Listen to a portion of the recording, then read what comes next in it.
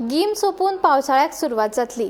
देखून दिसपट्ट्या जेवणाक लागपी वस्तू म्हणल्यारूच आमटाण, सोलां, मिरसांगो आनी महत्वाचे म्हणल्यार खारें नुस्तें ह्या सगळ्याचो पूर्व सांठो करून दवरप हाकाच पुरुमेंत म्हणटात।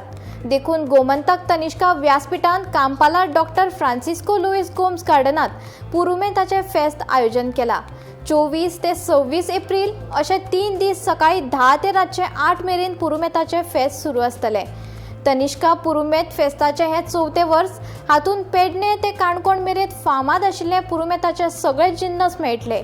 आयच्यान ह्या फेस्ताक सुरवात जाल्या।